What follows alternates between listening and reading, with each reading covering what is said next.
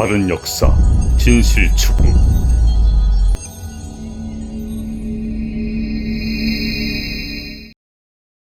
그야말로 희망찬 새해가 밝았는데 모두들 강령하시길 먼저 기원드리겠습니다. 근데 새해 벽두부터 흔히 잘 안 보이는 그런 주제를, 그런 어꼬로 주제를 걸게 된 것을 대단히 송구스럽습니다. 제가 써본 말인데 두렵습니다. 남북 단절. 그러니까 분단도 서러운데 이 단절이 웬 말이냐. 그리고 특히 일생을, 평생을 그 평화 통일운동에 매진하셨던 이런 어르신들을 모시고 이런 말씀을 드리게 된 것 대단히 두렵습니다. 그러나 이건 어디까지 저희 졸견이고 또 많은 부분 공감하실 분도 있고 또 듣기에 거북하신 말도 있으실 텐데 감안해 주십사, 널리 배려해 주십사 하면서 이야기를 시작해 보겠습니다.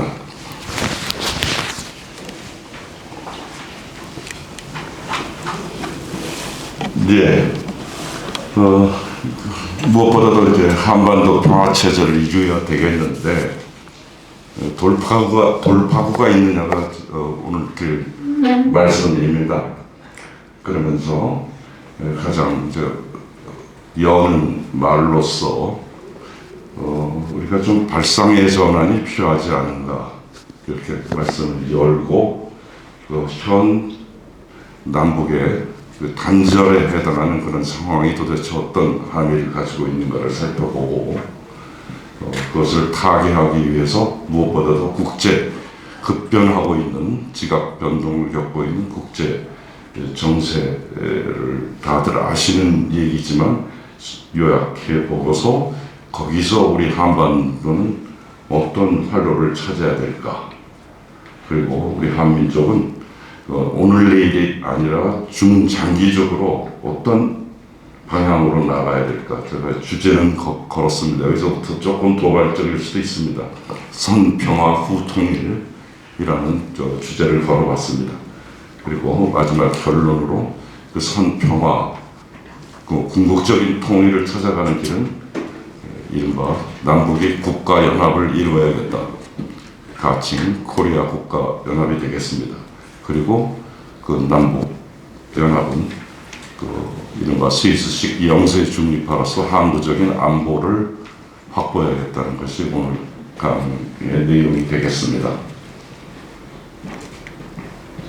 먼저 서론격으로 우리가 노력을 안 하는 게 아니죠. 말씀드렸듯이 여기 계신 어르신들 모두 평생을 이 통일운동을 하였고 우리나라 역대 정부는 평화 통일의 노력을 절대 게을리하지 않았다고 봅니다. 대개는. 그런데 현상은 그대로거든요. 지난 70여 년 넘게. 우리가 우리 평화 통일 문제를 떠나서 우리의 삶을 살 때나 어떤 단체의 어떤 목적을 향해 가거나 국가를 운영할 때 공이 적용되는 원칙인데 현상이 전환되지 않으면, 가던 길이 막히면 현상이 전환되지 않으면 발상을 전환해야 된다. 비근한 비유로 산을 올라가는데 올라가다 보면 바위 절벽이 나옵니다. 그런데 목표는 정상에 가야 되는데 안 되는 분, 미끄러지는 바위 절벽을 올라갔다 미끄러지고, 마치 시지프스 신화의 얘기가 있듯이, 무슨 되게 긍정적으로 시지프스 신화를 얘기합니다만 바위돌을 굴려도 떨어지고 굴려면 떨어진 그 길을 할 게 아니라 발상을 전환해서 우회로를 찾아야 되는 것 아닌가. 목표는 정상을 가는 것이기 때문에 그런 비유를 할 수 있겠습니다. 최근 대통령이 취임해서 6개월 됐는데 상당히 충격적인 표현을 썼어요. 남북관계 바늘구멍도 찾을 수 없다. 저도 그렇게 다 많은 분이 생각하시겠지만 저는 그 대목을 항상 안타까워했습니다. 바늘구멍 표현대로 완전히 막혀있다는 얘기죠.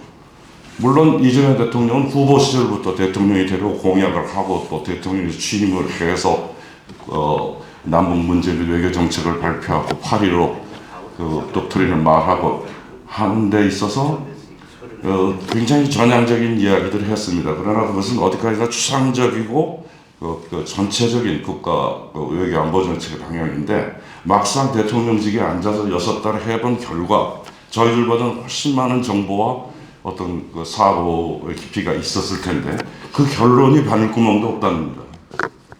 이 말이 그 간단한 말이 아닙니다. 누구보다도 외교안보 문제에 그 심사숙고하는 대통령이 막상 고급 정보를 접하고 둘레를 들려다 보니 바늘구멍도 없더라. 물론 그 이재명 정부는 굉장히 그동안 남북 관계에서 꼭 했어야 되고 취해야 될 태도인 굉장히 전향적인 태도를 취했습니다. 예를 들면 엔드 정책이라든가 UNX까지 얘기했죠. 먼저 교류 익스체인지하고 정상화하고 마지막에 그 비핵화로 간다. 지금 비판을 많이 받고 있습니다. 비핵화란 말을 넣기 때문에. 또 그런가 하면 핵무기 자체에 대해서는 굉장히 합리적인 태도, 먼저 동결하고 감축하고 궁극적으로 폐기한다. 맞는 원칙을 얘기했습니다. 그 다음에 그거보다 저는 더 전향적으로 보는 것은 8.15 경축사에서 이 얘기했는데 이 말을 말로 했습니다. 흡수 통일은 없다. 이것을 언명으로 했거든요. 사실 북한이 가장 두려워하는 것 조금 이따가 본론에서 보겠습니다만 흡수 통일이었습니다. 근데 그것을 언명으로 했고 물론 정책이 따라가느냐는 두 번째 문제고요. 그런가 하면 보다 구체적으로는 우리가 그 윤석열 정부가 폐기했던 아주 중요한 남북 간의 군사 합의, 즉 9.19 군사 합의를 선제적, 단계적으로 복원하겠다. 참 좋은 말인데 저는 단계적이라는 말은 굉장히 실용주의적인 말인데 그냥 선제적 그 말 한마디만 하고 당장 오늘이라도 했으면 좋겠는데 대통령으로서는 여러 가지 전후 상황을 봐야 되니까 선제적, 단계적 복원을 하겠다. 이 말도 했고 또 그만큼 중요한 얘기인데 남북 상호 체제를 인정하겠다. 물론 우리가 7.4 남북 공동성명의 수많은 우리 남북 간의 합의에서 상호 체제 인정한 말이 나옵니다. 그러나 윤석열 정부 흡수통일 노선을 내세웠던 윤석열 정부의 뒤를 이어서 그 태세를 전환하는 언명으로서 굉장히 중요한 언명을 했다고 봅니다. 상호 체제 인정. 물론 이것이 우리가 북한이 요구하는 이때부터는 조선이라고 하겠습니다. 조선이 요구하는 양국 체제를 인정하느냐까지는 별개의 문제지만 일단 상호체제 인정 이러한 전향적인 언명을 계속 해왔습니다. 내외에 밝히면서. 그러나 제가 그 전향적 태도 허와 실이라고 했는데 그 실질적 의미는 너무도 크되 거기에 뭐 허점이랄까 지금도 죄송한 말씀입니다만 이거 가지고는 안 되겠다. 그것을 그 본문에서 살펴보겠습니다.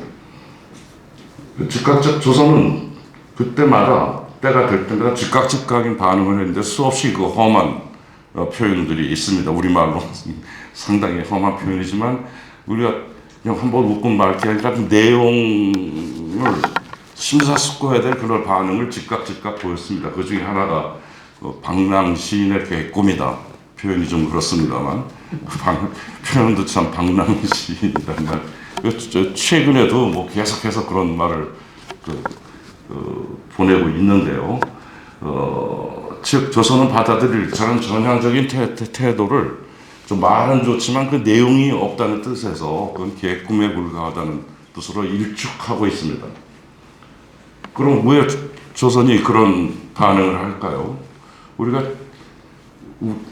모르는 건 아닌데 이 남측에서 모르는 건 아닌데 우리가 북한 사람들의 입장을 바꿔놓고 생각해봐야 됩니다. 그들한테는 절대절명의 과제가 있는데 그것을 무시하는 남측과는 대화가 있을 수 없다는 겁니다. 그 중에서 중요한 것만 추려보면 아까 이재명 대통령의 and지만 D는 그 비핵화 아니겠습니까? 조선은 핵이 없으면 죽는 국가가 없어지는 나라예요. 입장을 돌려놓고 생각해 보세요. 핵이 핵무장을 하느냐 오르냐 그러냐 그런 도덕적인 판단을 떠나서 본인들의 입장에서 핵이 없으면 좋은데 그걸 당장 포기하라니 그런 개꿈 같은 꿈을 꾸지 말라는 거죠. 그러면서 평화 뭐 흡수 통일 없다 상호 인정한다 하면서 작년 360일 달 300일을 넘게 공격형 최공격형 한미 연합훈련을 했단 말이죠. 입장을 바꿔놓고 생각해 보세요. 저런 말을 믿을 수가 있겠는가? 그런가 하면 심지어는 이번에 작년에 그 국회 헬리콥터를 내렸던 부대가 뭐 717 부대라면서 그때나 알게 됐는데 그 부대가 원래 잠수부대입니다. 무시무시한 말 아닙니까? 잠수부대를 운영한다는 얘기가. 그리고 어원은 저기 오래됐습니다. 김신조 게릴라들이 내려와서 박정희 목 따러 왔다는 충격적인 그 얘기가 있었는데 바로 그 얘기거든요. 상대방 국가 원수를 목 따라가는 부대를 운영하고 훈련하고 있단 말입니다. 이래놓고 무슨 평화 이런 말을 할 수가 있어요? 공격적 태도를 취하더라도 그거보다도 더 공격적인 태도가 있을까요? 참수부대가 뭡니까? 미국이랑 같이 훈련하고 있어요. 그 다음에 최근에 베네수엘라에서 그걸 보여줬잖아요. 미군 참수부대 목적상 죽이진 않았지만 싹 들어서 대련하고는 그럴 때 뭐 북한 지도자 입장은 어떻겠어요? 그러니까 이래놓고 자꾸 우리 얘기만 남친 얘기만 하고 있다는 겁니다. 이렇게 북한은 적대적 양국 체제를 선언했고 바로 이런 이유로 절대 교류를 안 하겠다. 그런데 만약에 계속되면 결국은 남북 분단뿐 아니라 대화를 할 수 없는 단절의 시대로 갈 수밖에 없다. 이것은 반드시 타파해야 될 상황이다 그런 말씀입니다. 네, 그 남북 단절의 위기 저는 그 디커플링 영어를 쓴 것은 이것은 국제 정치학적 용어로서 어떤 관계를 맺다가 파이프 두 개를 잇는 걸 커플링이라고 하잖아요. 이렇게 돌려서. 그러다가 더 이상 교류가 없을 때 그걸 커플을 풀어버린다는 뜻의 디커플링인데 저는 현재 그 남북의 커플링이 풀렸다고 봅니다. 그리고 그 연구화될 수 있는 위기라고 봅니다. 우리가 돌이켜보건대 그동안의 남북 간에 있었던 수많은 대화들, 저 연도로 표시된 남북 합의 문건들이 있는데 거기서 변치 않은 하나의 대화 원칙이 있었습니다. 뭐냐? 민족 공동체 정신이 계속 그 서론에서부터 강조되고 있었다는 것이죠. 그러나 또 돌이켜보면 왜 남북의 어떤 화합이 안 됐을까요? 가장 큰 이유는 바로 조선의 절실한 요구, 체제 보장입니다. 우리가 흔히 자꾸 경제 얘기를 먼저 하는데 너희들 밥 못 먹고 사니까 우리가 밥 좀 먹게 해줄까, 쌀 좀 보내줄까, 뭐 약 좀 보내줄까 이런 것에 그것도 굉장히 중요한 일이지만 입장을 바꿔놓고 생각할 때 자기 체제가 없어진다는 것만큼 더 절실한 얘기가 있겠습니까? 그 요구를 번번이 우리 남한은 무시하거나 미처 생각 덜 했고 미국은 되려고 하면 번번이 방해를 해왔습니다. 남측은 외면해하고 이런 사람들이랑 대화할 수 없다는 게 북쪽의 입장입니다. 그 다음에 급박한 압박으로서 위험으로서 경제 제재 및 군사적 압박 곧 흡수통이라도 북진통일을 할 듯한 한미 군사 연습이 공격형 연습이거든요. 북한은 다른 방법이 없어서 북핵을 개발한 겁니다. 여기서 조선의 입장을 정당화시킨다기보다는 우리가 객관적으로 볼 때 누구라도 그럴 수밖에 없었다. 이것을 우리가 먼저 인정해야 되고 드디어 23년 12월에는 하노이 회담에서 속은 그 결과인데 수년간의 숙고와 준비 끝에 조선은 드디어 남북의 관계를 적대적 양국 체제를 선언하고 그동안 지켜져 왔던 민족 공동체 정신의 폐기를 선언했습니다. 여기 계신 선생님들 포함해서 제가 감히 말씀드리다 말이 참 어려운데요. 이 조선의 그 의도를 간과하지는 절대 않으시겠지만 정부나 우리 제야 통일운동하는 분들이나 이 말의 의미를 에이, 제가 너무 좀 두렵습니다. 비유를 하나 하자면 남녀간의 연애를 하는데 우리 그런 거 있잖아요. 요새는 안 그렇겠습니다. 저희 시대 때는 남자가 끊임없이 거의 괴롭힘에 가까운 을 이렇게 다가들잖아요. 그러면서 뭐라 그런지 아세요? 친구들끼리 너 왜 이렇게 아이 저기 괜히 좋으면서 그래. 저 여자가 괜히 좋으면서 그래. 튕겨보는 거야. 그러면서 10번 찍어서 안 넘어가는 나무. 우리 그런 시절을 살았잖아요. 요새는 아니지만. 좀 두렵습니다만 그런 비유를 좀 여기다 들이댈 수밖에 없어요. 저 사람의 진정한 의도를 파악하지 않은 채 우리가 너 좋다 너 좋다 그러면 언젠가 아이 괜히 좋으면서 한번 뭐 튕겨보는 식으로 그런 식으로 보고 있지 않은가. 우리가 북한의 태도를 그 사람들은 결심했습니다. 헤어질 결심했습니다. 그 이유는 좀 이따 말씀드리겠습니다. 바로 헤어질 결심했기 때문에 남북의 디카플링 즉 남북 단절이 이어질 수 있다는 겁니다. 우선 그것부터 남북 대화의 정말로 하면 전제의 조건인데 굉장히 어려운 일이지만 제시는 해보겠습니다. 김여정은 이제 한국은 우리의 외교 상대가 될 수 없다. 이 말 간단한 말이지만 그동안 우리가 남북 합의의 정신에서 2000년 우리가 통일을 향해 가는 잠정적인 특수한 관계 이 말을 완전히 폐기했어요. 앞으로 이제 조선이랑 얘기를 하려면 민족 간의 대화가 아니라 외교부와 외교부, 조선과 한국의 외교부끼리 대화를 안 하면 대화 안 합니다. 옛날식으로 대화가 안 돼요. 김여정이 언명을 했어요. 외교 상대가 될 수, 그러한 외교 지금으로서는 이런 조건들이 해결 안 되면 그런 외교 상대도 안 된다고 언명을 한 겁니다. 한미 동맹 군사 연습 등등 여기 좀 가렸습니다만 본문으로 가서 자세히 말씀드리겠습니다. 그러면 조선이 왜 그렇게 미국이 대화하자고 그러고 한국 정부 및 제야 민간 단체에서 그렇게 소통하자고 안 했나 할 때 조선이 완전히 바뀐 것을 우리가 다 알고 있는 거지만 다시 한번 강조해서 말씀드려보고자 합니다. 즉 러시아와 동맹인데 동맹에는 여러 가지 층위가 있는데 내용을 보면 군사 동맹입니다. 즉 한미 상호 방위 조약과 거의 그만큼 강력한 군사 동맹이고 재작년 11월 이렇게 7월 8월에 맺어질 때는 야 이거 어떻게 뭐 포괄적 전략 동반자 협정 뭐 이랬는데 거기 보면은 4조 5조 이어진 데 보면 이 말이 제일 무섭습니다. 어느 일방이 무력 침공을 받을 경우 둘 다 합니다. 지체 없이 가용한 모든 수단을 지원한다. 즉 전쟁의 즉각적인 파병을 의미하는 건데 12월에 설마 했는데 그 조약대로 조선은 러시아 우크라이나 전쟁에 파병을 했던 겁니다. 명실공히 상호 군사동맹입니다. 가장 상층의 군사동맹이고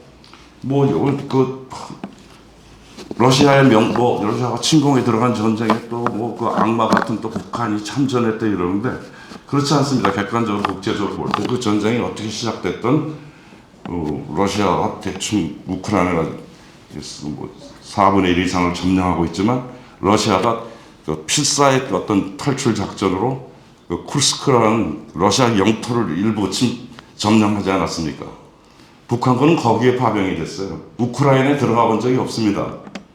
만여 명의 거의 돌격전단인데 그 쿠르스크 들어오는데 우크라이나는 사활을 걸었기 때문에 어마어마한 방어 때문에 러시아군이 자기의 영토가 침범돼서 불구하고 해결 못하고 있는 걸 우리 영명한 웅명에서는 조선군 돌격대가 가서 목숨으로 쏙을 찾아준 겁니다. 쿠르스크를.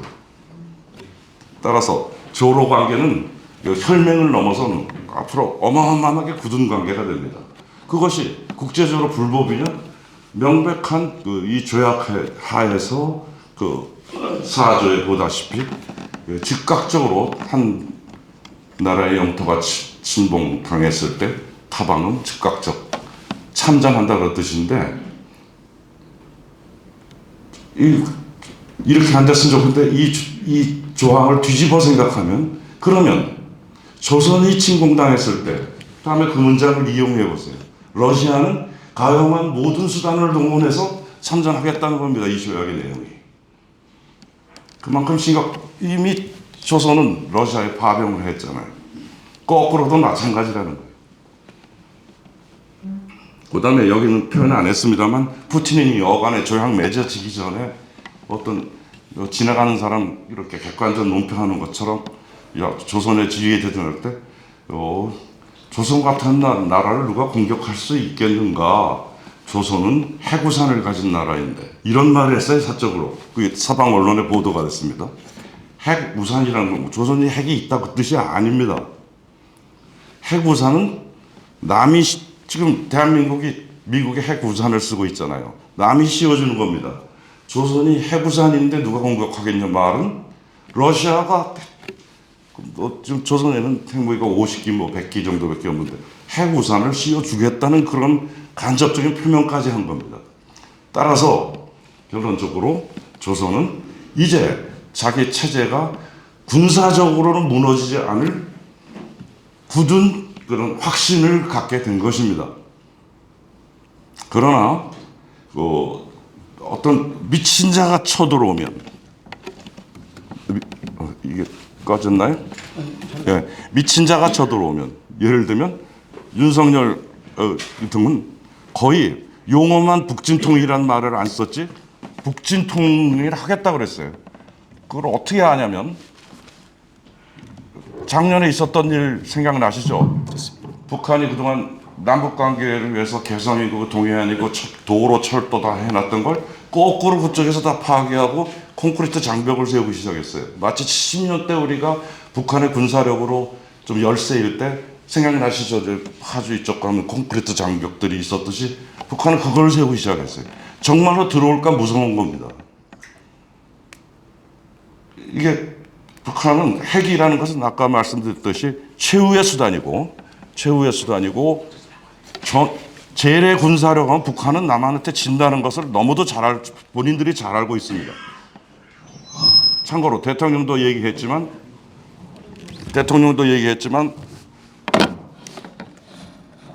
우리나라 국방비가 올해 한 60조 또 이재명 정부가 들어서 70조 가까이 되는데 북한의 총 GDP 국방비 말고 총 GDP 40몇 억에 1.5배 우리 국방비가 북한 GDP의 1.5배예요. 이 재래전이 붙었을 때 북한이 3일을 버티겠습니까? 기름이 얼마나 있겠습니까? 무서운 겁니다. 올라갈까 봐. 그래서 콘크리트 장벽을 세웠던 것입니다. 그런데 바로 그것이 조로 동맹을 맺게 된 결정적인 계기입니다. 핵은 최후의 수단으로 핵은 아무 때나 못 쓰잖아요. 그러나 진짜 전쟁이 나오면 명백히 지는 전쟁이니까 러시아의 최종 군사적 안보를 위해서 그동안 그렇게 자주성을 강조하던 조선 사람들이 뭐 자존심을 버렸다고 할까요? 아니면 그 전략을 수정했다고 해서 획기적인 전환을 한 겁니다. 그러나 이런 군사적 맥락 이외에도 우리가 조로 조약은 여러 가지 방면에서 생각해야 됩니다. 우선 러시아가 푸틴이 얘기가 조금 옆으로 셉니다만 단순히 우크라이나 침공, 뭐 나토에 대한 저항 이 정도의 그 구상을 갖고 있는 사람이 아닙니다.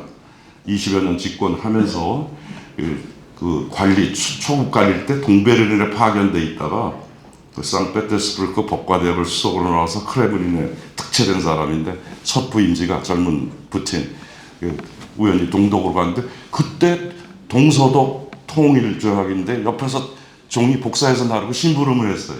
그걸 다 봤어요. 봤는데 뭐라 하면 당시 서방 측이 미국이 뭐라고 했냐면 우리가 이 독일 통일위원은 동쪽으로 우리 나토는 1인치도 전진 안 하겠다.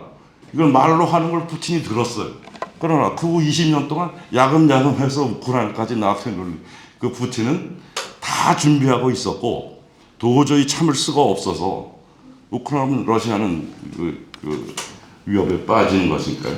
그래서 그동안 한 것이 몽관이 여기 표현이 밑에가 있겠습니다만 맨 밑에 EAEU 그 유럽피안 그 에이시안 이카노믹 유니언이라고 해서 유럽 아시아 대륙 경제 공동체를 꿈꾸고 있습니다. 거기에 대한 거대한 구상을 해놓았었습니다. 거기에 가장 중요한 파트너로서 특히 동시베리아 개발을 굉장히 이제 우크라이나 전쟁이 끝나면 러시아로서는 중요한데 그 파트너로서 조선을 선택한 것입니다. 이미 수만 명의 그 노동자들이 오고 가 시베리아 개발에 단순히 나무 옛날에 임업하는 노동자가 아니라 각계각층에 그리고 심지어는 러시아 깊숙이 거의 우크라이나 그 가까운 지역까지도 그 여행하고 있는 사람들의 보고를 들으면 조선 노동자들이 수만 명이 일을 하고 있다는 겁니다. 이제 이러한 맥락 속에서 단순한 그 조로 군사 동맹, 포괄적 동맹입니다. 군사 동맹을 포함한 포괄적 동맹은 군사적 그 안보를 조선이 확보하면서 제 표현이긴 합니다만 조선은 이제 jump to Eurasia. 이게 뭔 말이냐? 유라시아로 점프했다. 그 말은 하노이 회담까지는 조선은 자기 국가의 운명의 미래를 태평양을 바라보고 미국만 쳐다보고 있습니다. 우리를 인정해 주세요. 우리 체제를. 우리 경제 협력을 해 주세요. 계속 지난 70년 동안 그래왔습니다. 그런데 하노이 이후 1년 후인가요? 김정은이 이런 해프닝을 벌인 적이 있어요. 우리나라 TV 방송 보도하는데 백마를 타고 백두산, 눈 덮인 백두산을 달려간 장면이 있었어요. 뭐라 그랬냐면 백두산에 올라가서 세계가 경악할 깜짝 놀랄 위대한 구상을 하겠다. 그래서 그때는 저도 보고서 또 쇼하는구나 해프닝인 줄 알았더니 드디어 그 구상을 했던 겁니다. 이제 태평양은 잊어버린다. 회전의자를 180도 대륙적으로 돌려서 유라시아로 점프하겠다. 즉 조선의 미래를 러시아와 함께 유라시아에서 먹고 살겠다. 안보의 방위, 경제적인 것까지. 이걸 남한에서는 강구하고 있고 미국도 왜 이렇게 대화가 안 되냐. 바로 조선의 그러한 태도의 진위를 알아야 되는데 옛날처럼은 야 연애 좀 하자. 싫어요. 이제 좋으면서 왜 그래. 지금 그러고 있단 말입니다. 아직. 저는 그게 답답해요. 조선의 진정한 의도를 알아야 된다는 것입니다. 결국 이렇게 된 결과는 다 아는 얘기입니다만 이제 우리가 미한 삼각동맹은 말이 동맹이 아니지만 이미 준동맹화했고 그리고 아직 국민들에겐 공표가 안 됐습니다만 엊그제도 브런슨이랑 일본 외무상이 국방상이 누굽니까? 고이즈미야니 둘이 만나가지고 미일한 그 수직적 삼각동맹에 대한 내용을 합의한 거예요. 우리 정부는 알지만 국민들한테 자세히 얘기하지 않습니다. 완전히 종속된 태평양 미일한 삼각이란 말이 저는 어울리지 않습니다. 수직 동맹입니다. 미국, 일본 한 거 길게 뭐 다 아시는 얘기니까. 그러면 이쪽 대륙에는 어떨 것인가? 이제 중 동맹은 원래 있었고 약화돼 있었지만 날이 갈수록 강해집니다. 미국의 압박이 태평양 쪽에 세면 셀수록 조중 동맹은 실질 동맹화하고 이번에 조로 동맹 맺었고 그다음에 러중 관계는 일면 견제, 일면 협조입니다. 근데 만약 태평양 쪽에서 거대한 움직임으로 올라간다면 러중도 동맹화하는 것입니다. 마치 1차 대전 때 영국과 프랑스는 앙숙이었는데 독일이 한 단계 한 단계 해서 드디어 공세적이고 전쟁까지 일으키자 그동안 영국의 전통이었던 대륙의 세력과 동맹 맺자는 걸 깨고 프랑스와 영불 협약, 앙땅꼬디아, 친화 협약이라는 이름만 바꾼 군사 동맹을 맺어서 나치에 대항을 했죠. 그것처럼 러시아와 중국도 미국의 압력이 세지면 준동맹할 것입니다. 그렇게 되면 대륙 삼각 동맹이 되는 거죠. 이제 한반도라는 지역에서 이런 지질학을 비유로 든다면 하나의 거대한 단층선이 이루어지는 것이 아닌가. 태평양 삼각 동맹과 대륙 삼각 동맹. 그러면서 한국 외치는 태평양 삼각 동맹이라는 수직적인 동맹으로서 미국의 뜻에 의하여 언제나 정말로 전쟁을 해서 중국을 점령하겠다는 게 아니라 계속 긴장을 고조시키고 만약 필요하면 뭐 대만이든 어디든 전쟁을 일으켜서 즉 그 전쟁 심기 저는 제 표현입니다. 전쟁을 심고 다닙니다. 마치 농부가 피땀 흘려가지고 그 전쟁을 심어서 필요할 때 수확을 하는 그런 체제를 항시적으로 만들어 놓는 게 전 태평양 삼각 동맹이라 된 것이고 결국 한국은 마치 우크라이나와 같이 우크라이나와 비슷하게 그 총알바지가 됐고요. 지금 우크라이나 얼마나 비참합니까? 자기들은 그렇게 상관이 없는데 강대국 대신 전쟁을 하면서 젊은이들, 우크라이나 젊은 세대가 사라지고 있어요. 전선에 잡히는 포로를 보면 50살, 심지어는 60대래요. 우크라이나 포로들이. 젊은 세대가, 한 젊은 세대가 사라졌습니다, 이미. 그런 전쟁, 미국의 세계 전략의 장기판에 조리될 것이고, 우리 한국은, 우리 기껏해야 총알바지나 되는 것이죠. 그 다음에 요새 미국이 북핵 문제 얘기 안 한다고 막 다들 좋아하고 있는 것 같아요. 트럼프가 곧 김정은을 만날 것이라고. 만나면 뭐가 좋아지는지는 모르겠지만 만날 것이다. 얘기 안 하자 그런데 그게 저는 반대의 평가가 있을 수 있다고 봅니다. 뭔가 트럼프가 큰 전쟁 안 하겠다는 하는 건 알잖아요. 그럼 기존에 전쟁으로 먹고 살던 미국의 그 네오콘들, 그 군수 자본, 금융 자본들은 미칠 짓이에요. 트럼프가 큰 전쟁을 안 하니까. 왜냐하면 무기 만들어 팔아야 되는데. 따라서 트럼프가 북핵 문제를 얘기 안 하는 건 북핵이 있어도 좋다는 게 아니라 북핵이 있어야 미국 무기가 팔리는 겁니다. 이재명 정부는 지금 36조 이번에 뭐 관세 그거 좀 냈어도 돼요. 우리가 내는 것도 아니고 미국 수입업자가 내는 건데 그거 몇 푼 깎으려고 어마어마한 군사적 비용 지출의 약속을 하지 않았습니까? 심지어 무기 36조 사는 것까지 포함해서. 북핵이 있어야 미국은 팔아먹는 거예요. 그쪽 방면으로 생각할 필요가 있습니다. 괜히 좋아할 필요는 없어요. 그래서 조미 협상의 가능성, 우리는 모든 언론들 하면 마치 그 비유가 뭐 인디안 기후제 지내면 비가 올 때까지 기후제 지낸다고 하는 그런 비유가 있는데 조미 협상 된다고 트럼프가 당선될 때부터 하고 뭐 내년 4월에 했는데 계속 그 얘기예요. 저는 안 된다고 봅니다. 남북 대화는 물론이고 조미 협상 안 됩니다. 아까 이야기한 일 조선은 돌아섰어요, 대륙으로. 다만 조건 있죠. 2번 아래 좀 보면 당장 한미 연합 훈련을 중지해야 됩니다. 그리고 핵보유 인정이라는 게 있는데 뭐 핵 국가를 인정하겠다 이런 말이라도 지금처럼 말만 안 하면 되니까 그건 됐고, 그러나 실질적으로 보여줄 건 한미 군사훈련을 중지해야 됩니다. 또는 뭐 연기, 축소 이런 말도 있는데 글쎄 과거에는 그 정부 때니까 저 축소해서 조선이 반응을 해서 남북 대화가 있은 적이 있었는데 이제는 축소가 갖고도 안 되고 사정이 달라졌어요. 한미 군사훈련은 중지하지 않으면 조선은 대답 안 합니다.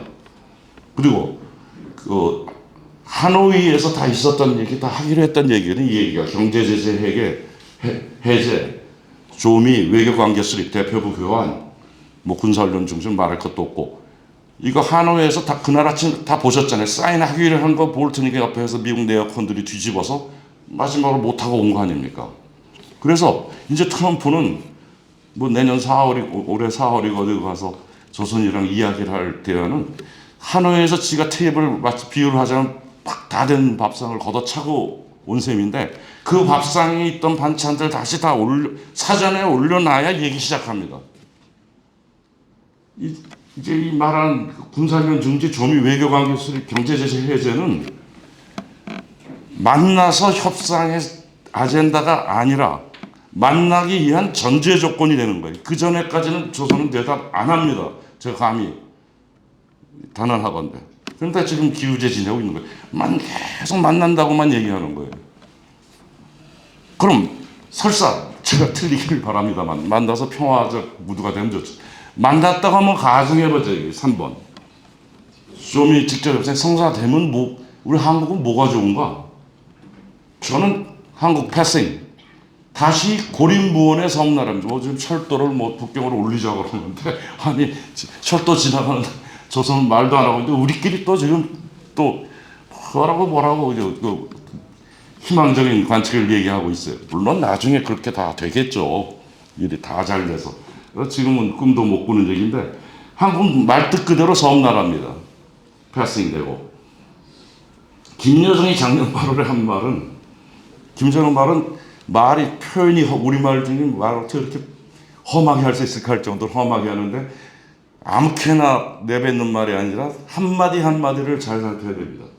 지역 외교에서 한국은 자벽, 복사 같은 것도 안 시키겠다. 자벽조차 시키지 않을 것. 뒷말에 사람들이 방점을 두는데 여기 지역 외교라는 말이 중요합니다.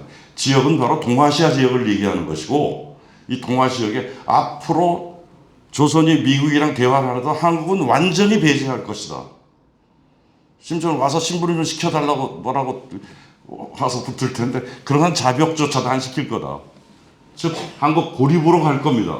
조미 협상이 타결이 만나게 된다면. 좋을 일이 없어요. 왜 이렇게 아직도 4대적이냐. 왜 미국만 쳐다보고 트럼프가 언제 만나냐. 우리가 뭐 할 생각, 결론에서 우리가 뭐를 해야 된다는 게 저의 이제 결론인데 왜 그 4대주의가 머리에 굳어 있어요. 미국을 빼고는 생각 못해요. 이번에 대통령이 그 민간 무인기 올라간 데 대해서 대통령 딱 엄명이 이것은 한국군이 한 것이 아니고 민간일 테니 조사하겠다 그러니까 국방부 장관이 뭐라고 그랬어요? 한국의 국방장관이 유엔사에다가 그것을 그 조사를 의뢰하겠대요. 어떻게 그런 생각을 하는지. 우선 유엔사는 불법 단체라는 걸 아시죠? 74년에 유엔이 부정한 단체이고 그 다음에 달포전에 무슨 일이 있었어요? 한국군 고위관리가 DMZ 어떤 평화적 목적에 의해서 순신이 나갔는데 유엔사가 막았잖아요. 그런 유엔사한테 가서 남북이 직접 해결해도 모자랄 문제를 유엔사한테 조사를 부탁하겠다는 그런 엄명을 하는 국방장관 및 우리 이제 우리의 사고의 태도, 4대적인 그 사고의 태도가 문제라는 겁니다. 조미 협상해봤자 한국 좋을 일이 없고 영원히 고립됩니다.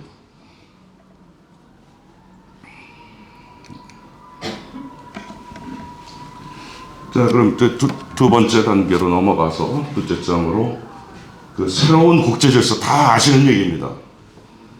새로운 국제 질서 엄청 바뀐다는 건데 어느 학자는 뒤에 보겠습니다만 그 새롭단 말은 국제 질서가 하나 있고 다음 질서가 왔거나 정도가 아니라 이 새로운 국제 질서의 내용은 disorder, 무질서의 질서다. 완전 무질서다. 이것이 새로운 거다. 그동안 질서가 그나마 있었다는 거죠. 근데 이제 무질서로 들어가는 그러한 새로운 국면이다. 여기서 한반도는 어떻게 해야 될 것인가? 학자들은 이 국제 질서의 전환을 Great Transformation이라는 말, 대전환이라는 말로 씁니다. 그 대전환의 내용을 그 역사적으로 피상적으로 살펴본다면 우리가 흔히 냉전 시대라는 말이 있었잖아요. 양극 시대, 2차 대전 이후 소련 패망까지 냉전 시대라고 했죠. 그 이후 탈냉전 시대가 됐는데 미국의 단일 패권 시대가 이렇게 알려진 사실이고 그것이 좀 인위적이긴 합니다만 2022년 우크라이나 침공 때까지 미국의 단일 패권 질서가 전 세계의 질서였었어요. 그리고서 이제 누구나 이제 다극화 시대를 얘기합니다. 대전환이죠. 이걸로만 봐도. 그러나 여러 학자들은 이러한 20세기 후반의 산분법에 의한 그런 질서의 전환이 아니라 그걸 넘어서서 1차 대전 후에 100년 만에 이 세계의 질서가 바뀌는 대전환이다. 이렇게 보는 사람들은 아주 다수고 심지어는 상당한 수의 학자들은 서구 자본주의 성립 이후 500년 만의 대전환이다. 제프리 삭스 같은 콜롬비아 대학의 유명한 문명 비평가죠. 등등 한 사람이만은 아니에요. 즉 서구 자본주의가 망한다 이런 말은 너무 나간 것이고 하여튼 그 서구 자본주의에 의해서 전 세계가 하나의 질서로서 그 편성되어 있는 것이 그것이 다른 체제로 들어가고 있다.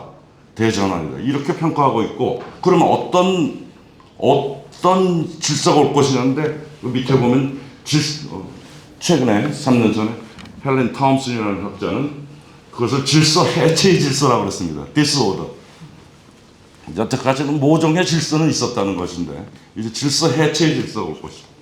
그리고 심지어는 그 단극 패권을 향유하던 미국의 국무장관만도 작년에 어느 유럽의 중요 회의 가서 다극화 시대에 접어들었다는 말을 미국의 국무장관이 하기에 이르렀습니다.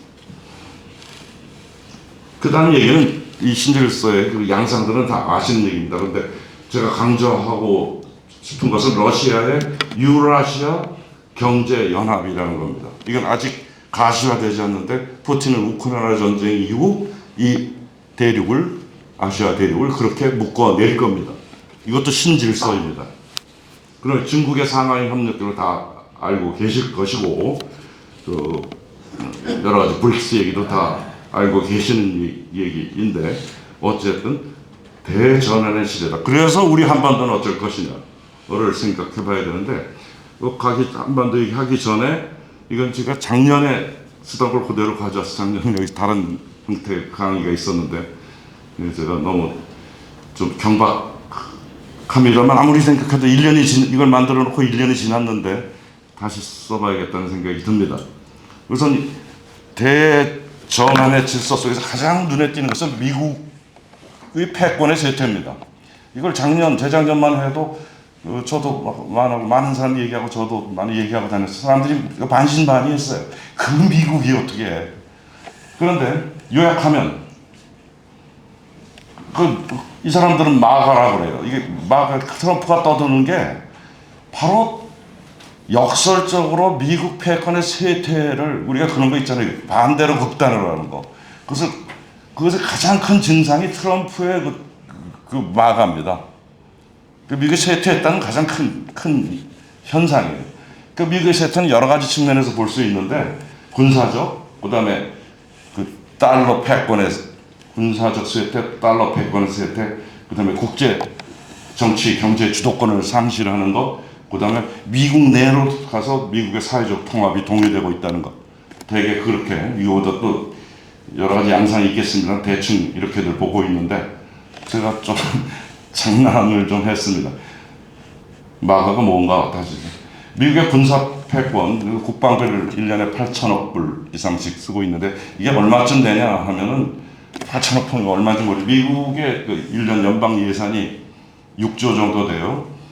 그러니까 한 15% 어마어마한 돈을 쓰고 있는 겁니다.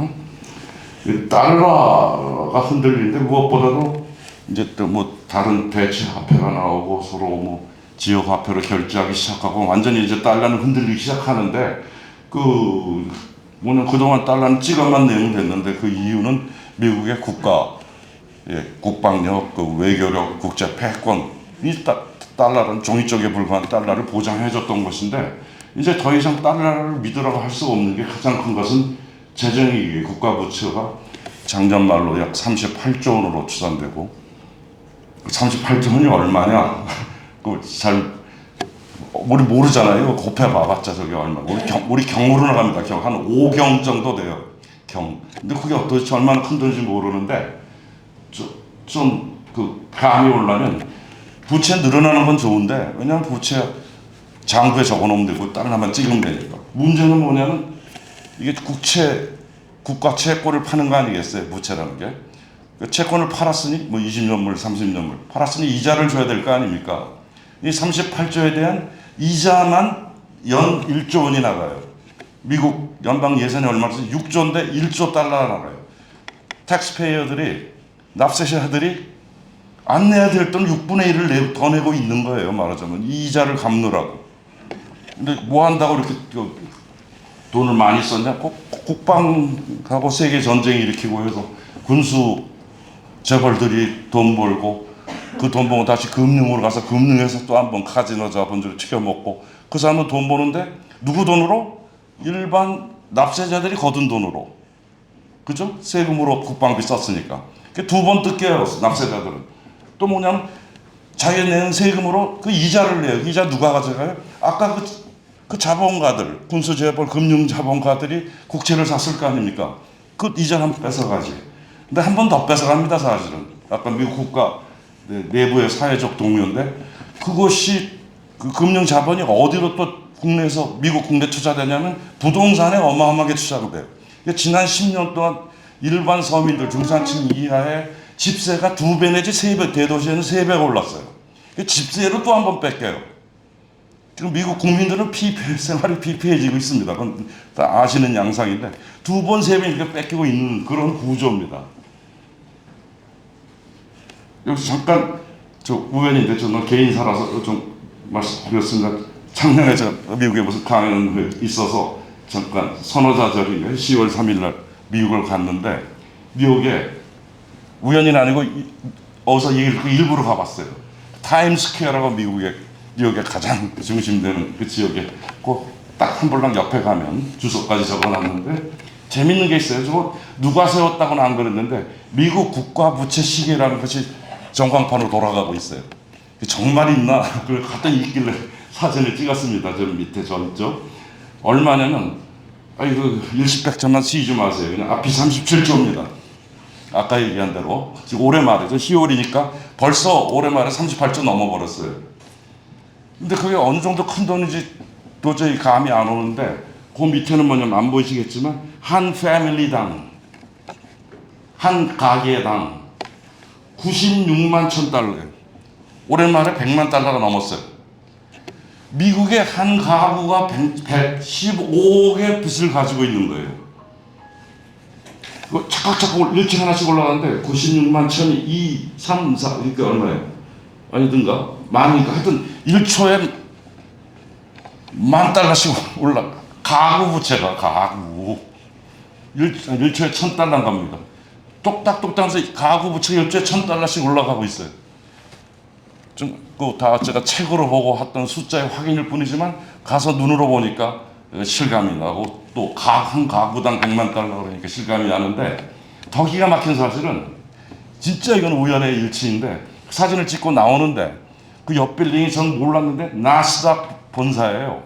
우리가 있죠. 우리가 월스트리트만 얘기하는데 월스트리트는 우리 코스피가 있고 코스닥이 있듯이 그 나스닥은 타임스퀘어 옆에 본사가 있더라고요. 거기 또 전광판이 있는데 그날 제가 저걸 본 날 옆에서 또 사진을 찍었어요.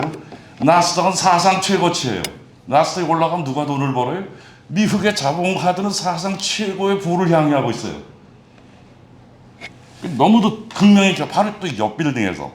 근데 또 우연으로 그 빌딩을 이렇게 코너를 딱 돌아서 여기가 타임스퀘어입니다. 타임스퀘어인데 딱 돌아가니까 나스닥 빌딩인데 이쪽 돌아온 건데 그 빌딩이 1층을 세를 내주고 있어요. 왜냐하면 타임스퀘어가 너무도 상권이잖아요. 그래서 소매점 세를 내주고 있는데 그 소매점 for rent 세계에서 제일 좋다는 상권의 가게가 공실이에요. 즉 중하층 경제는 죽어가고 있다는 게 미국이에요. 이걸 어떻게 한 장면에서 찍고 왔습니다. 그 미국 현재 그 경제적 실상을. 그게 또 옆집에 있다는 게 너무도 신기한데 네, 그렇게 그 재정 위기가 있고 브릭스 상실, 주리스의 성장 그런 건 다 아시는 얘기고 지금 경제 양극화 국내적으로 그다음에 이제 이민 문제 해서 미국이 거의 이제 앞으로 내전의 위기까지 가는 거 아니냐는 그 극단의 시대로 가고 있는데 이런 것들이 이제 제가 저쪽으로 보니까 마가가 뭔가 했더니 미국의 군사는 대단했잖아요. 매그니피센트했고 달러 아메리카 이즈 그럼 달러 아니에요. 우리 흔히 여태까지 아메리카는 달러였었어요. 그런데 국제 정치 경제 주도권은 gone. 사회적 통합이 동의되거든요. 이미 already. 그래서 저렇게 읽어보니까 Magnificent America is gone already. 위대한 미국은 이미 갔다. 그렇게 읽혀지더라고요. 좀 장난기 있는 적었어요. 근데 현재 우리말로 읽으면 저는 이러고 싶네요. 우리 한국에 있는 미국 가! 라고 하고 싶습니다.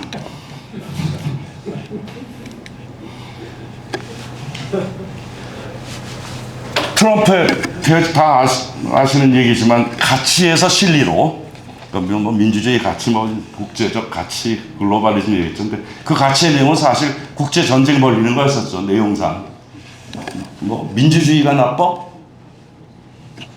가서 우리가 이라크 많잖아요.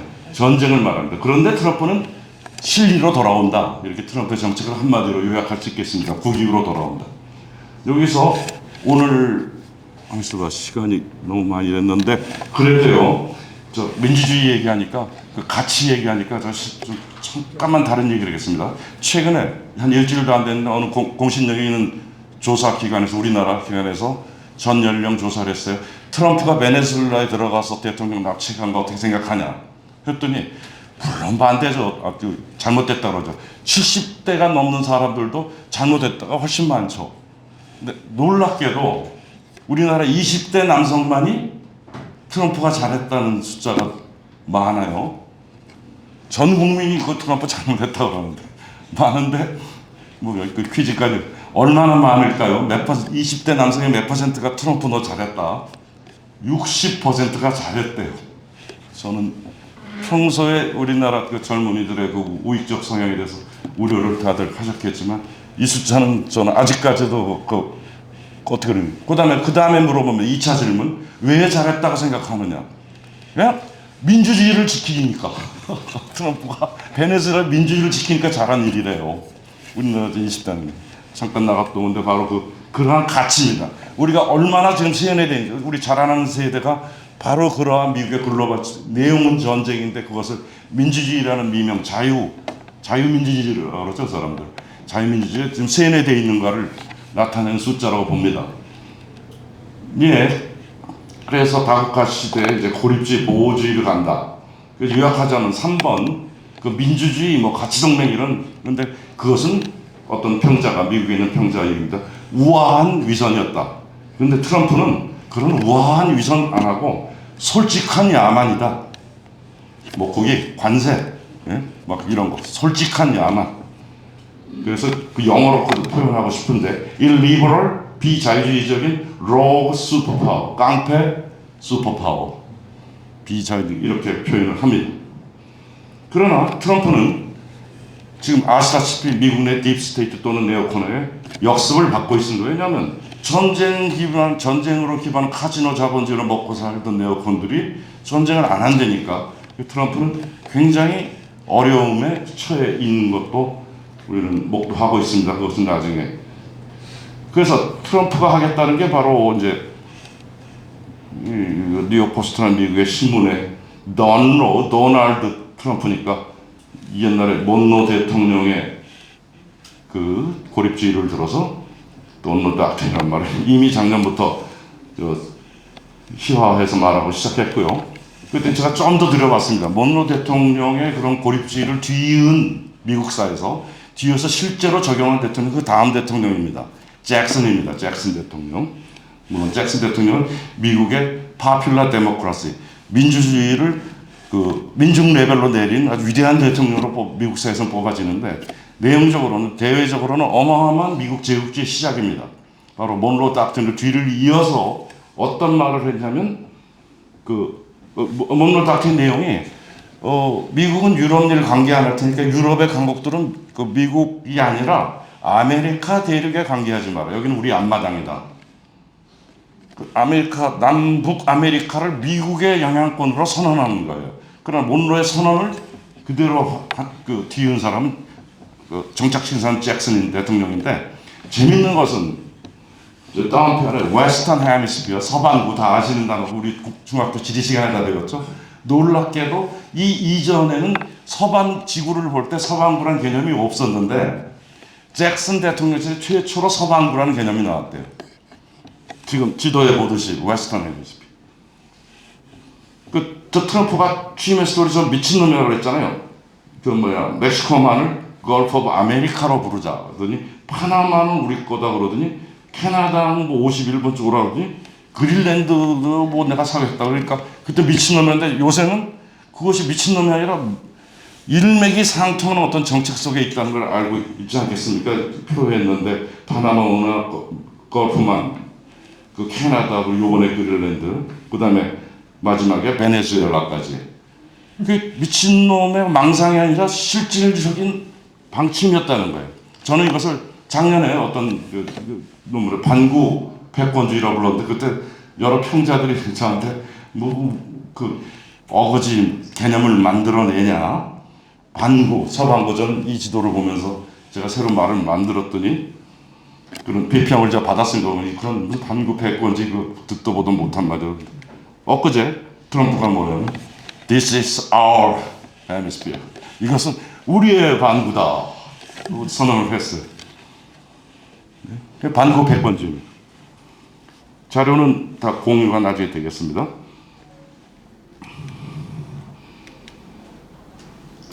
문제는 이러한 국제정세는 제가 너무 길게 얘기할 필요가 없이 다 아시는 거라서 그렇다면 이게 한반도에 미치는 영향은 뭐겠어요? 미국의 이런 새로운 정책이 그 중에서 가장 지금 우리가 언론이나 지금 학계에서 일과성으로 지나가고 간과하고 있는 게 TSF라는 건데요. Trilateral Security Cooperation Framework. 삼각 안보 협력. 그러면서 이상한 말, 프레임워크라는 이상한 말. 그러니까 미국이 동맹제 협상 이런 말 안 쓰고 이상하게 단위를 낮춘 말을 쓰면서 내용적으로는 동맹보다 무서운 거라고 한단 말이에요. 다 알고 계신 건데. 미국은 태평양에 대해서 잠깐 가겠습니다. 미소 전쟁이 1890년 필리핀 합병한 거 아실 거 그때 테오도로 루즈벨트 때부터인데 드디어 제국주의 국가가 되기 시작한 거고 놀라운 사실은 우리가 흔히 그 노일 전쟁 얘기할 때 일본이 신흥 국가가 그 러시아 망해가는 그 러시아의 발틱 함대가 희망봉으로 돌아가서 동양까지 올 때 다 지쳤는데 그거를 이용해서 드디어 대러시아를 깨고 미국이 동양의 폐쇄가 됐다 되게 그렇게 배우고 있는데 저도 최근에 알았는데 그 무시무시한 얘기가 있습니다. 1902년에 영국은 전통적으로 동맹을 안 맺는다고 그랬죠. 1차전 때 프랑스와도 동맹을 안 맺었어요. 협약, 친화 협약을 맺고. 그런데 영국이 1902년에 영일 동맹을 맺습니다. 이유는 단 하나. 당시 영국에 있던 맥킨더라는 학자가 지정학이라는 개념을 최초로 창립하면서 영국이 영제국이 살아날 길은 아시아를 둘러서 포위해야 된다. 그때부터 내세우는 겁니다. 영일동맹은 바로 그때 멸망하고 있던 제국이지만 대륙의 러시아 제국을 포위하기 위해서 그 멀리 와서 일본과 너는 이 대륙의 동쪽을 맡으러 영일동맹을 맺은 겁니다. 유명한 국사책의 거문도 사건 그런 얘기 생각나시죠? 해밀턴왕이 어쩌고 엘리자베스 여왕이 왔을 때 왜 거기를 방문했겠습니까? 그 거대한 영국 제국의 꿈이 아직 남아있는 거죠. 그 다음에 1904년에 드디어 러일 전쟁이 났는데 최근에 밝혀진 역사적으로 놀라운 사실은 러일 전쟁의 전비, 일본이 쓴 전비의 24%를 미국이 냈어요. 무슨 전쟁? 아시아 전쟁 미국이 돈을 왜 냅니까? 회사채를 미국 내에서 24%를 미국이 댔습니다. 그러더니 일본이 이기자 유명한 정글의 카스라 페프트가 7월에 맺고 8월에는 영일동 제2차 영일동맹이 맺어지고 9월 때는 러일전쟁의 결과를 맺는 포츠머스 조약은 미국 땅에 있어요. 왜 러일전쟁이 여기 있을 때 미국이 가서 거기 조약을 맺습니까? 그리고 급기야 11월에는 을사늑약이 맺어지는 거죠. 즉 우리는 좀 일본에 대한 감정, 아직이나 감정 때문에 을사늑약 어떻고 그 역적들, 오적들이 어떻고 하고 있는데 당시의 국제정세는 영국과 미국이 이 세계를 나눠먹고 있었고 거기서 우리 한반도 조선이 희생이 됐던 겁니다. 이것을 우리 국사에서 강조를 못하고 있어요. 엄연한 역사적 사실. 근데 제가 왜 이거 그 100년 전 얘기를 하냐. 지금 이 순간이 국제정세가 한반도가 처한 정세가 그렇다는 겁니다. 정신을 똑바로 차려야 될 때가 왔다는 겁니다. 저 역사를 반복해서 하겠습니까? 그러더니 이제 2차 대전 쭉 있었잖아요. 그러더니 이제 51년에 샌프란시스코 조약을 맺으면서 일본을 완전히 미국의 태평양 군사체제에 복속을 시켰고 53년 이승만이 애원해가지고 한미 상호방위조약을 맺은 거 아닙니까? 그래서 한미동맹이 돼서 미국은 그동안 70년 동안 한쪽에는 미일동맹, 종속동맹이죠. 한쪽에는 미한동맹, 한미 상호방위조, 종속동맹이 있었는데 미국의 의도는 이 셋을 묶어서 자기 아래 수직적 동맹으로 놔두는 건데 문제가 뭐냐면 한미 요것들이 두 강아지들이 앙당하면 싸워요. 그래서 한 줄로 못하고 있었단 말입니다. 근데 급기야 윤석열이 캠프 데이비드에 가서 그걸 맺어버린 거예요. 미이란 수직동맹의 동맹조약은 아니지만 1차적 합의라고 그것을 따라서 후속 조치가 바로 TSF입니다. 3자 안보협력구도입니다. 24년에 7월 각서를 교환하고 사실 제가 알기로는 25년에 이 3자 조약으로서 맺기로 했어요. 저는 허튼 소리가 아니라 하느님이 우리를 보호하신다고 믿게 됐습니다. 24년 말부터. 윤석열이라는 걸 보내가지고 오늘 우리가 다시 회복할 기회를 주신 하느님을 저는 믿게 됐는데 다시 여기로 오면 24년 7월에 미일한 수직동맹을 다 맺고 TSF 각서까지 맺혀놓고 25년에 조약을 완전히 맺기로 했는데 윤석열이 이를 저질러 버린 겁니다. 24년 말에. 이게 하느님이 보호하셨어요. 근데 이건 정말 역사적 우연입니다만 25년이 을사년이었었어요. 아까 제가 을사늑약의 피어린 역사를 강대국 때는 얘기했는데 한갑자되는 1965년에 맺어진 을사년인데 조약 아시죠? 한일 기본조약입니다. 그것도 일본과 한국이 맺은 게 미국이 뒤에서 하라고 그래서 한 거예요. 미국의 태평양은 그때마다 변함이 없었고 100여 년, 120년 동안 변함이 없었고 근데 우연히도 을사년에 한 번, 두 번, 세 번 우리 한민족의 그 운명을 나락에 빠뜨릴 조약을 맺어왔어요. 2차까지는 증명이 됐고 3차는 불발이 됐습니다. 고맙게도 윤석열 때문에.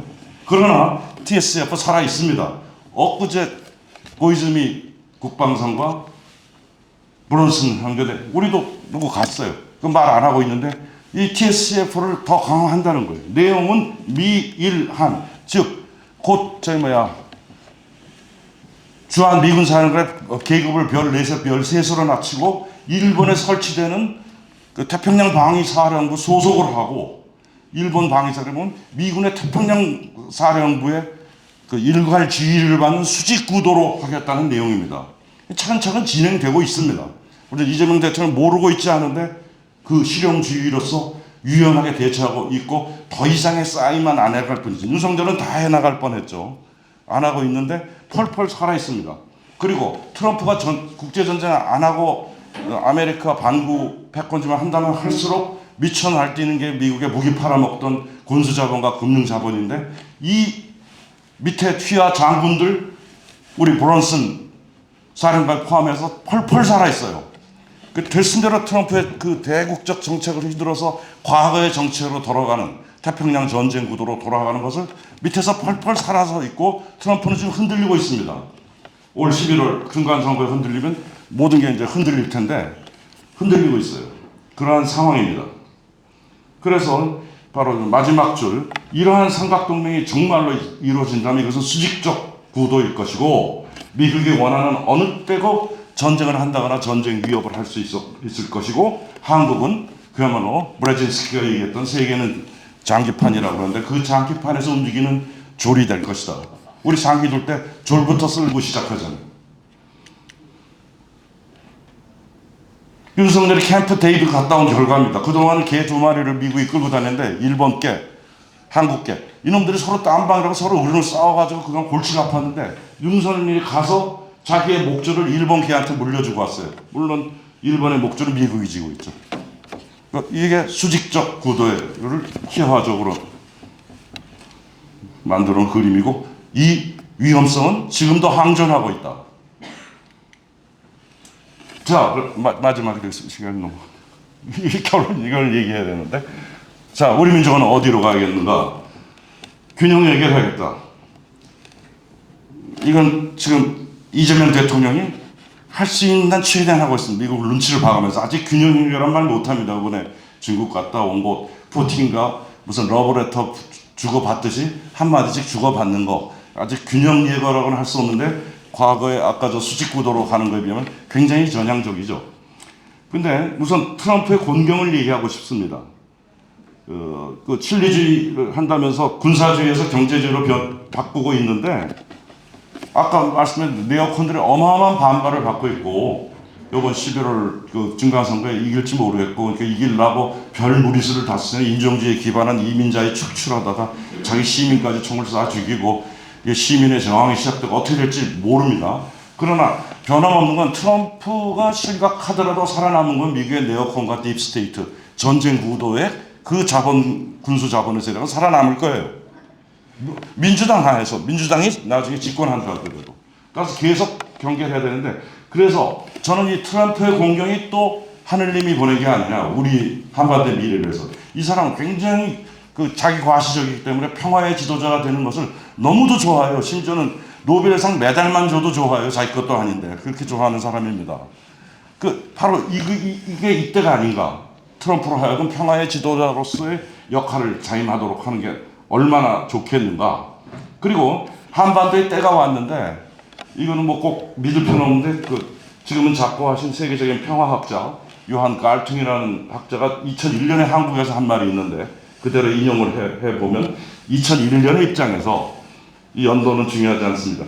미국과 중국의 패권이 2001년에 그 말하기는 굉장히 예언하기 어려웠는데 2025년쯤 되면 미국과 중국의 패권이 균형이 올 것이다. 그때가 한반도가 중립화로서 독자적인 정권을 찾아갈 수 있는 기회라는 그런 예언을 한 적이 있어요. 꼭 2025년가 바로 미중 패권의 균형이라는 시점이 중요한데 이때가 아니면 언제겠는가 이제 그런 뜻이겠습니다. 그리고 앞으로 이제 결론으로 갈 텐데 그 결론은 이미 나와 있습니다. 저랑 선생님들 다 아시지만 여기 다 간이하신 분들이에요. 2000년 것만 빠졌는데 7.4 우리 남북 통일의 원칙 자주 너무도 당연한 말이고 평화, 민족 대단히 너무도 당연한 그 원칙 앞으로도 그런 우리 통일해야 되는데 다른 원칙이 저 세 가지 이외에는 다른 원칙이 있을 수가 없습니다. 이미 반세기 전에 합의했어요. 91년 기본 합의서 1조 대단히 전향주의 남갑은 서로의 상대방 체제를 신뢰하고 존중한다. 그런데 왜 안 될까요? 이번에 이재명 대통령이 체제 존중하겠다고 그랬지 왜 안 될까요? 자, 과감히 말씀드립니다. 이미 시중에 여러 평자들이 그렇게 얘기하기 시작했고 정부 관리자도 얘기하고 정동영 통일장관도 명백히 단어는 못하지만 그런 것을 암시하는 내용을 했고 남과 북은 앞으로 상대방의 체제를 인정하고 존중한다가 아니라 남과 북은 두 개의 국가로서 서로 체제를 인정하고 존중한다로 바뀌어야 됩니다. 그게 안 되기 때문에 여태까지 안 된 거예요. 그럼 2조 문제는 하나만 한 소리죠. 서로 내부 문제 간섭 안 한다. 국제면에서 대결 안 한다. 그거 하나만 바꾸면 이 원칙을 그대로 가면 됩니다. 2007년 제도 2조 제도와 사상의 차이를 초월하다. 근데 제도와 사상을 초월해서 두 나라가 합쳐버리면 나라가 어떻게 될까요? 안 되죠. 그러니까 그 제도와 사상의 차이를 인정해야 됩니다. 초월하여가 아니라 인정하여. 그 다음에 4조 보세요. 이따 제가 맺는 결론과 유사합니다. 현 정전체제를 평화체제로 구축하는 데 인식 같이 하고 관련된 3자 또는 4자 그때는 이제 러시아가 들어올지 말지 그래서 이제 4자가 됐어요. 4자가 만나야 종전이 되겠다. 이미 그때 그렇게 합의를 했습니다. 이 안에 답이 다 있다는 거예요. 몇 가지만 바꾸면 우선은 바꾸는 방향. 트럼프가 공격에 빠졌다. 이 사람한테 탈출구를 제시해 줘야 된다. 그러나 2번 아직도 태평양의 그 군사 정보 이건 아직 네오콘들이 장악하고 있다. 심지어는 브란슨 그 주한미군사랑 마찬가지예요. 그러니까 저는 기가 막힌 헛소리를 하죠. 한국은 항공모함, 미국은 항공모함이라는 기가 막힌 소리를 하고 있죠. 그런 거 하면 자기가는 잘해보려고 하는데 베네수엘라 침공하고 그린란드 침공하고 하니까 이것은 미국 국내의 여론의 반발. 오늘 통계가 나왔는데 미국 사람의 반 이상이 이걸 반대하고 있습니다. 좋아하는 사람도 물론 있겠지만 그래도 많은 다수가 반대합니다. 그런가 하면 유럽이 이제 힘없는 유럽이 이제 뭉치기 시작했어요. 예? 아직은 그 나토들이 서로 눈치만 보고 있는데 덴마크 혼자 당하면 우리도 당한다 그래서 동맹국들이 뭉치기 시작합니다. 자주는 트럼프 어렵습니다. 올해 한 해 어마어마하게 어렵습니다. 지 뜻대로 안 돼요. 이럴 때 우리가 트럼프를 막 살려준다는 말은 어폐가 있고 이렇게 탈출해 보십시오 제시해야 됩니다. 그게 뭐냐? 코리아 평화조약을 맺읍시다. 우리 그 정전체제 아니에요. 이걸 평화조약으로 해야 됩니다. 세계 모든 큰 전쟁은 반드시 피스 트리티가 돼야 됩니다. 많은 사람들이 자꾸 평화협정을 얘기하는데 협정과 조약은 일단 어기기 시작하면 둘 다 효력이 없긴 마찬가지인데 그래도 조약은 국회의 비준을 받, 양국 국회의 비준을 받습니다. 그러니까 보다 더 항구적입니다.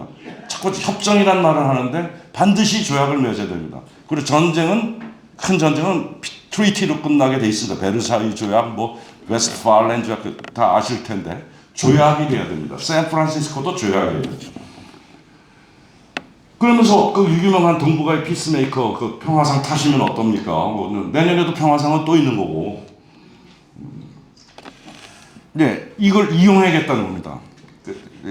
사실 다시 민주당 정부가 잡으면 지금보다 한반도 상황은 전 더 나빠질 수밖에 없다고 봅니다. 그 전쟁 도발 구도가 그대로 더 강화되고 유지됩니다.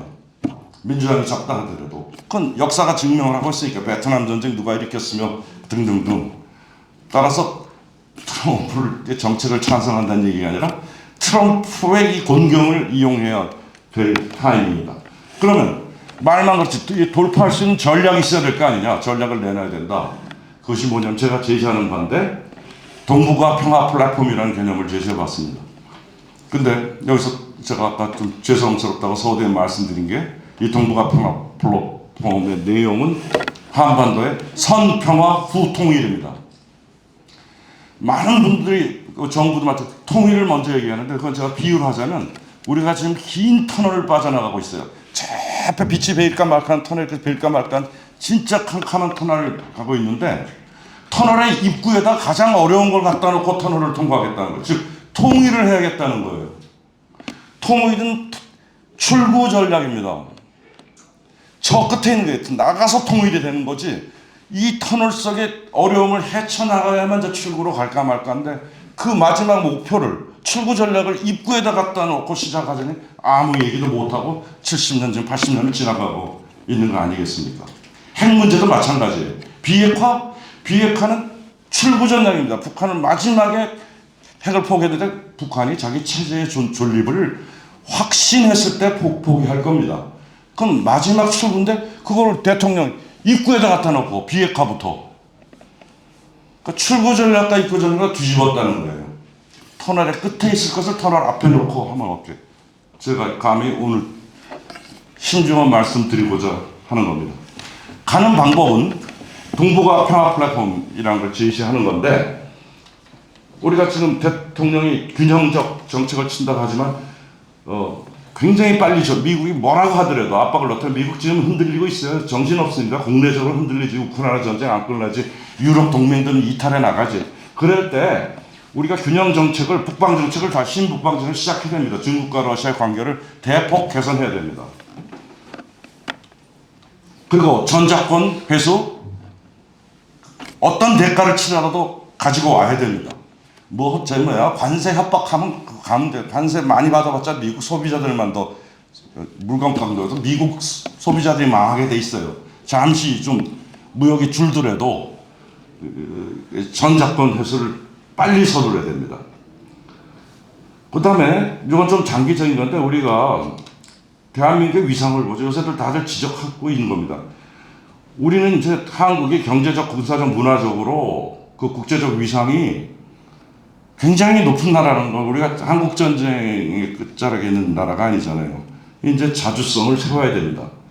그리고 우리가 지금 세계적으로 어디 가서 오늘 아침 뉴스에 무슨 보도가 있더군요. 무슨 조사를 했는지 국제인들, 세계인들 중에 한국에 호감을 갖는 표시를 한 사람이 80%래요. 한국은 호감이 있다. 80 나오기 힘들거든요. 어떤 조사든 80%. 그런데 우리는 그런 이제 선진국 대열에 자신 있게 나가서 외교를 펼치고 해야 되는데 세계에서 선진국이라는 원죄가 있어요. 전부 제국주의를 거친 나라들이 선진국인데 유일하게 대한민국은 제국주의를 거치지 않은 나라입니다. 우리의 도덕적 힘은 도덕과 문화의 힘은 막강하다고 할 수밖에 없어요. 그리고 K 데모크라시 모범 이미 얘기했고, 따라서 한국이 평화 지향의 국제 질서를 주도하겠다.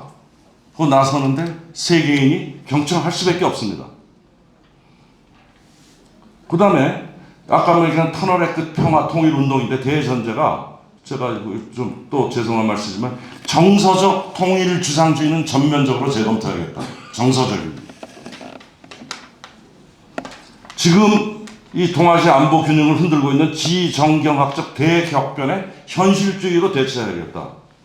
따라서 결론적으로 통일이 두 바퀴로 가는 수레를 한다면 한 바퀴는 우리가 이미 추구했던 그 이상주의적 민족주의가 한 바퀴가 반드시 있어야 됩니다.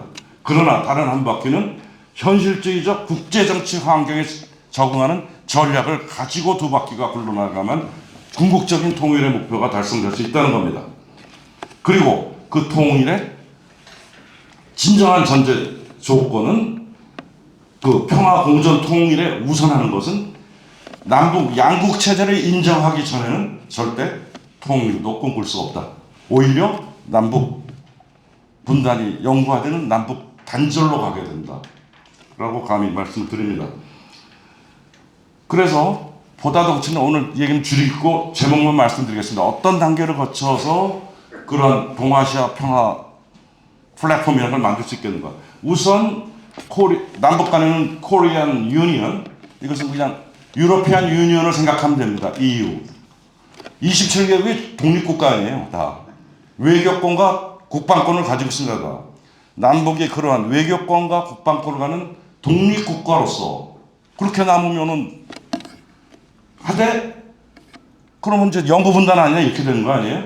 그러니까 미래 통일, 우리 어떤 문건을 만들 때 서론에게 미래 통일을 확고히 기약하며 당분간 국가연합으로 남아있는다. 두 나라로서 유러피안 유니언처럼 코리안 유니언이라는 이름을 붙여서. 그리고 그렇게 되면 북한이 여러 가지 문제가 있습니다. 저희 핵무기를 포기해야 될 것이냐, 주한 미군의 문제, 그거는 한 테이블에서 협상을 하게 되는데 모든 평화회담은 6개월, 1년, 2년 걸립니다. 그 평화회담 속에서 이해 당사자들이 나와가지고 부속 협정 등으로 하게 되는데 남북 국가를 성사된다면 그것의 안보를 항구적으로 보장할 수 있는 길은 일반적인 방법으로 없습니다. 다른 나라 쳐들어오면 그만이니까. 그 다음에 무장도 해제돼. 가령 핵무기도 놓을 수가 있잖아요. 안 되죠. 그러니까 영세 중립화를 하면 되는 겁니다. 영세 중립은 우리 둘이 한다고, 남북이 한다고 되는 게 아니라 스위스처럼 국제적으로 다 같이 공인해야만 영세 중립이 되기 때문에 영세 중립으로서 안보를 확고히 한다. 이건 이제 넘어가겠습니다. 중립이란 무엇이냐 이제 구체적인 논의로 들어갈 텐데 시간 관계상. 그 다음에 한반도 중립화가 될 수 있는 여러 조건들을 말씀했는데 자료는 나중에 제가 여기 공개를 했으니까 나중에 좀 부탁을 해서 따서 보시면 되겠습니다. 그래서 제가 서두에 뭐라고 그랬냐면 현상이 전환이 안 되면 발상을 전환해야 된다는데 우리 외교안보 통일운동에는 새로운 상상력이 필요합니다. 창의적 상상력이 필요해요. 따라서 그것이 바로 자꾸 남북 대화에만 목을 매지 말고 과감히 대통령이 코리아 평화조약, 야 80년간은 70 몇 년 되는 전쟁이 어디 53년이니까 왜 73년간은 전쟁이 어딨냐, 평화조약을 맺자. 주 교정국 당사자 누굽니까? 남북, 중국, 미국 사자가 평화조약, 피스 트리티입니다. 협약이 아니라 남북 미중이 맺되 이 평화조약 과정에서, 그러니까 제가 아까 양국체제 인정하는데 이재명 대통령이 내일부터 남북 양국체제 선언합니다. 못하죠. 우리의 남남 갈등은 그 다음부터 어떻게 되더라고요. 나라가 두 쪽이 나겠죠. 먼저 평화조약을 선언하면 만약 그 테이블이 성사되면 이미 데팍토라고 그래서 남북은 양국으로 앉은 겁니다. 그래서 이 평화조약이 1년 후 2년에 설사가 되면 이제 국회로 오겠죠. 비준 받아야 되니까. 그때 따지면 됩니다. 양국체제 헌법의 개정 문제라든가 그때 따지면 돼요. 그러니까 먼저 평화조약을 먼저 내리쳐야 됩니다. 그러면 벌써 그 과정에서 벌써 이제 보수 세력들이라서 그러면 양국체제 무슨 북한이랑 조약을 맺느냐? 그 북한은 우리의 영토헌법에 의한 우리 영토인데 영토에 있는 우리 조약이랑 조약 맺는 거 맞냐? 별소리 다 할 텐데 이겨가면서 국제적인 여론을 리드해 가면서 어느 날 맺어지는 날 국회 비준 때 국민투표를 하던가. 그래서 헌법적으로 영토 조항 어려운 걸 뒤로 미루고 할 수 있는 거 먼저 하면 된다는 것입니다. 그러면서 이건 남북의 문제였었고 아까 주변 2개국 또는 러시아, 일본이 커다란 이익에 관심을 걸고 있는데 이 사람들을 모두 만족하는 주변 사람을 만족하는 유인책이 있어야 됩니다. 그것이 동북아 경제 자유지역이라고 보는 것이고 남북 간에는 이건 뭐 제가 창의적인 게 아닙니다. 유럽이 통합할 때 그렇게 했어요. 유러피안 경제 EEC 들어보셨죠? 유러피안 경제 공동체. 코리아 경제 공동체에서 남북의 경제 문제를 정치는 나중으로 미루고 통일은 나중으로 미루고 경제 공동체로서 같은 나라가 되자 하고 주변 나라가 그걸 인정해줘야 되니까 거기에 당근을 줘야죠. 그것이 동북아 경제 자유지역입니다. 그 지역은 바로 이미 굉장히 그 계획이 검토되었던 두만강 하구와 낮은 선봉지구입니다. 이게 국제항이 될 수가 있어요. 그리고 러시아의 어마어마한 극동 개발의 그 요구가 있는데 그것이 수혜를 받으며 중국은 동해로 블라디보스토크 쪽으로 빠져나가는 걸 그 국경이 20몇 킬로 막혀가지고 못 나가는데 거기가 자유지역이 되면 스스로 중국의 상품이 나와서 이해를 같이 할 수 있습니다. 그러니까 미국은 뭐냐? 제가 희망 섞인 예측을 해볼까요? 미국은 어떻게 될 것인가, 어떻게 돼야 되나. 한국에서 손 털고 나가야 됩니다. 두 손 다 털고. 군사적으로. 근데 우리랑 친분 관계를 유지하면 경제적으로 남아있을 경제가 더 중요하잖아요. 군사는 돈만 쓰는 거고 우리한테 지금 뜯어간다고 하지만 자기네 세금 써야 되는데 군사적으로 털고 나가더라도 경제는 이 대륙권이 앞으로 세계의 역사 무대가 아메리카 태평양에서 다시 아시아 대륙으로 오고 있는데 여기 미국 빠지면 안 된다. 우리가 설득을 해야죠. 형님이라고 얘기해도 좋습니다. 형님 두 손 털고 나가실 거예요?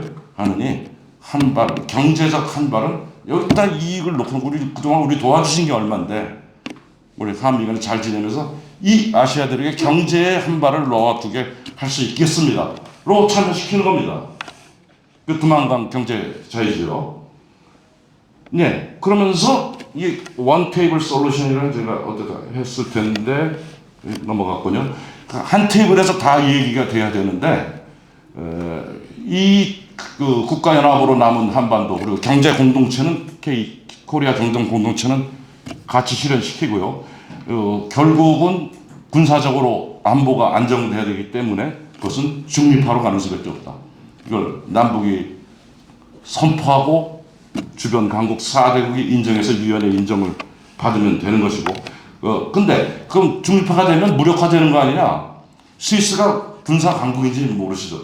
한국이 요새 방위산업 굉장히 올라가서 5위까지 올라가는데 원래 스위스가 4위, 5위 그랬어요. 그렇게 영세 중립기인데 무기를 많이 팔아먹습니다. 그리고 자기 방어는 1차적 방어는 충분히 한다고 했고 우리도 전수방위라는 개념이 있는데 무장 중립을 하면 됩니다. 최소한의 방어를 할 수 있는 그게 어디까지냐 협상에 따른 것이겠지만 전수방위의 개념으로서 절대 외국 공격은 할 힘은 없지만 막을 힘은 있다. 핵 포함. 굉장히 어려운 과제입니다. 핵을 가지고 중립한다는 건 굉장히 어려운 과제인데 그냥 핵을 포함하든 안 하든 최소 방어 능력을 갖춘다. 이제 로드맵을 이거는 이제 로드맵을 제가 적었는데 이것은 구체적으로 다른 자리에서 중립화를 어떻게 해가겠다 하는 거고 결론을 맺겠습니다. 그 한반도 중립화에 대한 관련국들의 이해를 이점도 있고 미국이나 중국 이점이 있고 싫어하는 점도 있을 거 아니에요. 그것을 제 나름대로 연구를 해봤고 그러한 약점도 어떻게 보완을 연구했는데 자료를 공개해서 넘어가겠습니다. 끝내기 전에요.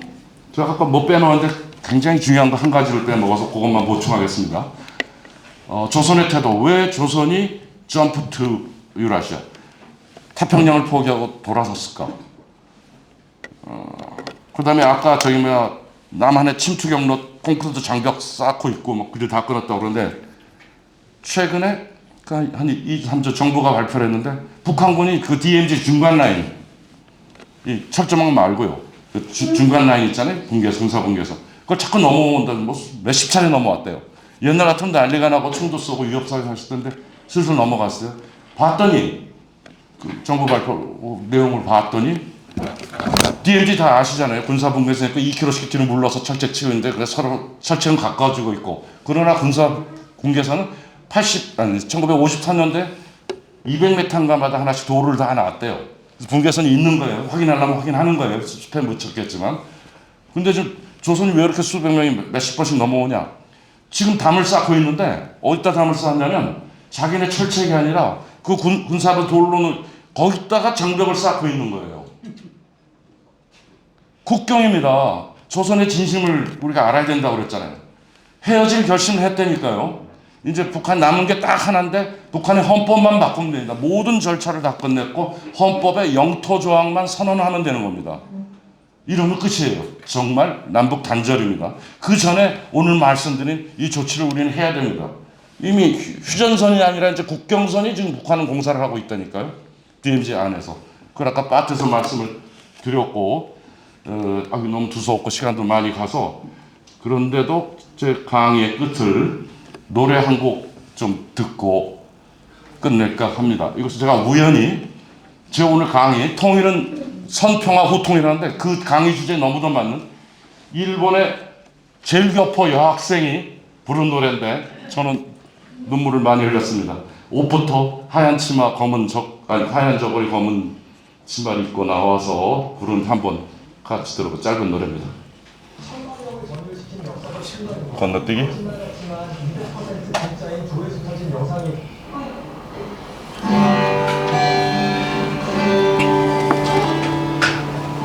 제일교포 여학생입니다.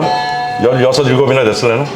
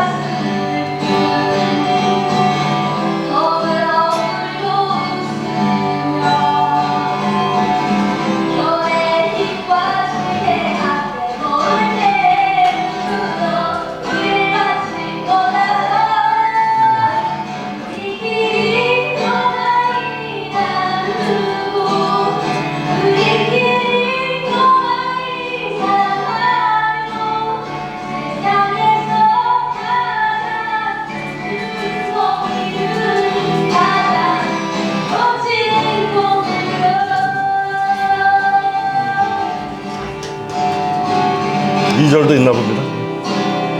좀 크게 할까요?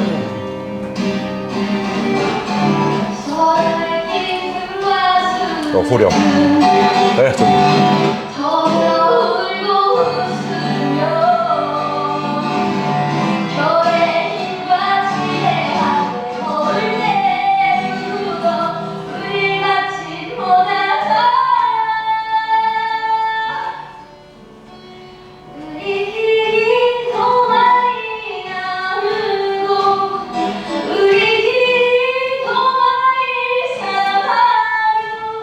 세상에서 가장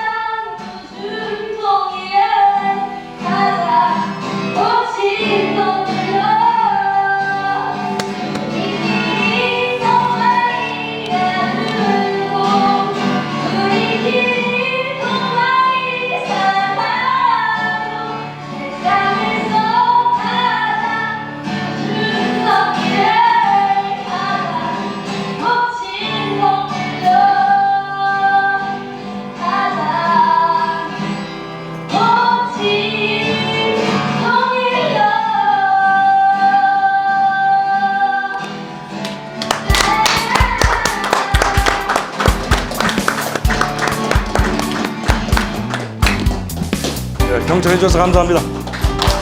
너무 두서없이 너무 오래 했습니다.